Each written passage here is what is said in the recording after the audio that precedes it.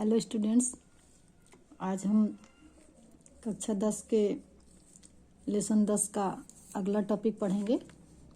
Topic है धब्बों के प्रकार। ठीक है, टाइप्स ऑफ स्टेन्स।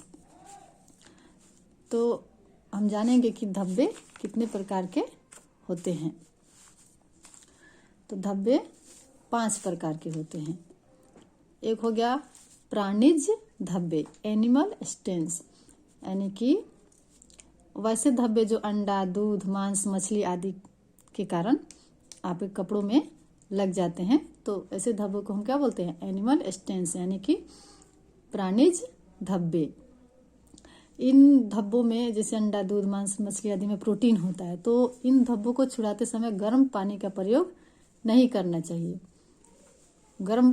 अगर गर्म पानी का प्रयोग करते हैं प्रोटीन वाले धब्बे को छुड़ाने के लिए, जैसे दूध, मांस, मछली आदि के दाग धब्बों को छुड़ाने के लिए यदि हम गर्म पानी का इस्तेमाल करते हैं तो वो दाग क्या होते हैं? पक्के हो जाते हैं और फिर छूटते नहीं हैं। इसलिए ऐसे दागों को ठंडे पानी से रगड़कर साफ किया जाता है। दूसरा है वानस्पतिक धब्बे, यानी कि जैसे चिकनाई के धब्बे, वानस्पतिक धब्बे, खनिज धब्बे, ये सारे अन्य धब्बे, ये सब धब्बों के प्रकार हैं। तो प्राणिज धब्बों के बारे में हमने जाना। चिकनाई के धब्बे तो जैसे कि घी, तेल, मक्खन, क्रीम, रसदार सब्जी, पेंट, वार्निश, तारकोल आदि पदार्थों से लगे धब्बे चिकनाई के धब्बे होते हैं। जैसे घी, तेल, मक्खन, क्रीम, रसदार सब्जी, पेंट, वार्निश, तारकोल आदि में क्या होता है? चिकनाई होता है। तो इनसे लगे धब्बों को हम कहते हैं चिकनाई वाले धब्बे। इन धब्बों को दूर करने के लिए ऐसे घोलकों का प्रयोग किया जाता है जिनमें वे घुल जाए, यानी कि जो ऐसे घोलक, जो रसायन होते हैं, बस जो पदार्थ होते हैं, ऐसे घोलक पदार्थों का इस्तेमाल किया जाता है जिसमें तेल, घी आदि चिकनाई क्या होता है? घुल जाए और घुल करके साफ हो जाए। अगला है वानस्पतिक धब्बे। वानस्पतिक धब्बे, वेजिटेबल स्टेन्स।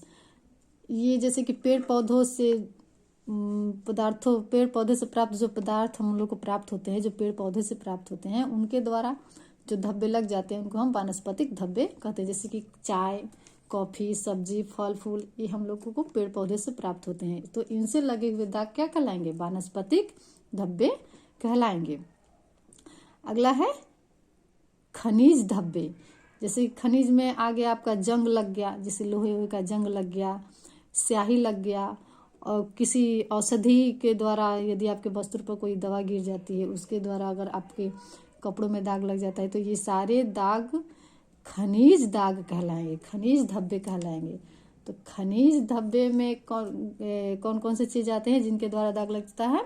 तो जंग, स्याही और औषधियों द्वारा लगे धब्बे खनिज धब्बे कहलाते हैं। इन धब्बों को दूर करने के लिए हम लोग हल्का अम्ल का प्रयोग करते हैं। अम्ल यानी कि कोई खट्टा अम्ल होता है, अम्ल मतलब खट्टा होता है, तो हल्के अम्ल का प्रयोग करते हैं तथा इसके बाद हल्का छार लगा करके वस्त्रों पर लगे अम्ल के प्रभाव को दूर किया जाता है। पहले उस दाग को हटाने के लिए अम्ल का प्रयोग करेंगे, फिर उस अम्ल को हटाने के लिए हम किसी छार का प्रयोग करते हैं। ठीक है, आगे है अन्य प्रकार। इसके अलावा भी जैसे कि प्राणिज धब्बे हो गए, खनिज धब्बे हो गए, चिकनाई वाले धब्बे हो गए। इनके अलावा भी कई प्रकार के धब्बे होते हैं, जैसे कि पसीने का धब्बा, धुआं, रंग इत्यादि के धब्बे। तो इनको दूर करने के लिए जिस प्रकार का धब्बा है उसी के अनुरूप उस दाग को हटाने के लिए कोई विधि अपनाई जाती है। आगे है कि वस्त्रों पर लगे दाग धब्बों को कैसे छुड़ाएं, इनकी विधि क्या है। एक है घोलक विधि। तो घोलक विधि में ether, benzene, acetone, petrol, spirit आदि पदार्थों का प्रयोग किया जाता है। घोलक विधि में जैसे कि हम लोग यहाँ पढ़े चिकनाई वाले धब्बे। तो ये चिकनाई वाले धब्बे हटाने के लिए क्या बोलते हैं, ऐसे घोलकों का इस्तेमाल किया जाता है उसमें घुल जाए। तो ये हो गया घोलक विधि। तो घोलक विधि से हम चिकनाई वाले धब्बे हटा सकते हैं। तो इस विधि में ether, benzene, acetone, petrol, spirit आदि का हम प्रयोग दाग हटाने के लिए करते हैं। इस विधि में क्या होता है कि जो कपड़े पर लगा हुआ धब्बा होता है उसके नीचे एक सोख्ता पेपर रखते हैं, ब्लॉटिंग पेपर, जो कि एक कागज की एक पतली शीट होती है जो तेल को सोख लेती है। ठीक है, ब्लॉटिंग पेपर क्या होता है, जिसको सोख्ता पेपर भी कहते हैं। एक पतली सी शीट होती है कागज की जो तेल को सोख लेती है। तो उसको कपड़े के जो धब्बा वाला स्थान होता है उसके नीचे रखते हैं, ऊपर कपड़ा रहेगा और उसके नीचे ये ब्लॉटिंग पेपर रहेगा।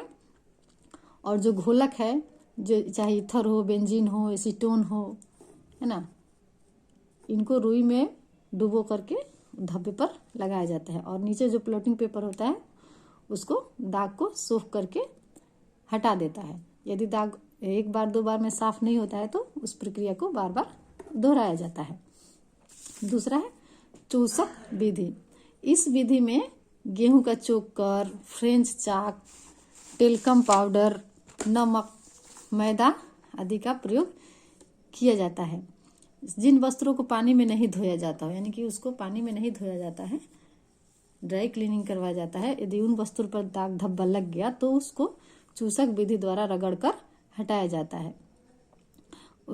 कपड़े पर, जिस कपड़े पर दाग लगा हुआ है उस पर नमक, मैदा, टेल्कम पाउडर या फिर चाक उसको रख करके धीरे धीरे उसको रगड़ते हैं। उसको फिर रगड़ करके झाड़ देते हैं। यदि धब्बा दूर नहीं हुआ है तो फिर उसको लगा करके रगड़ा जाता है जब तक कि धब्बा दूर नहीं हो जाए। अगला है रासायनिक विधि। अगली विधि है रासायनिक विधि। इस विधि में रासायनिक पदार्थों का प्रयोग किया जाता है दाग धब्बों को छुड़ाने के लिए। रासायनिक पदार्थ धब्बे के साथ रासायनिक अभिक्रिया करते हैं और इस प्रकार जो पदार्थ निर्मित होता है वह कपड़े के तंतु से अलग होता है। यानी रासायनिक पदार्थ जो है एक दूसरे से अभिक्रिया करते हैं तो एक तीसरा पदार्थ बनता है जो कपड़े से अलग हो जाता है और कपड़ा साफ हो जाता है। और इसमें रासायनिक विधि में जो कपड़े से दाग हटाने के लिए हाइड्रोजन परऑक्साइड, ऑक्जेलिक अम्ल, chlorine, sodium perborate, sodium thiosulphate, acetone, Javelle water आदि रासायनिक पदार्थों का प्रयोग किया जाता है। किसका प्रयोग किया जाता है? हाइड्रोजन परऑक्साइड, ऑक्जेलिक अम्ल, chlorine, sodium perborate, sodium thiosulphate, acetone, Javelle water आदि रासायनिक पदार्थों का प्रयोग किया जाता है। और इस टॉपिक को पढ़ने से पहले बुक में अपना टॉपिक जरूर पढ़ लें और समझ नहीं आने पर 1 से 2 बार वीडियो को देखें। ठीक है, और इन जो नेम है रासायनिक पदार्थों के और फिर जो मतलब दाग हटाने के जो जिन जिन चीज़ों का प्रयोग किया जाता है उनको ध्यान में रखें। आज का टॉपिक समाप्त होता है। अगला टॉपिक हम अगले वीडियो में पढ़ेंगे।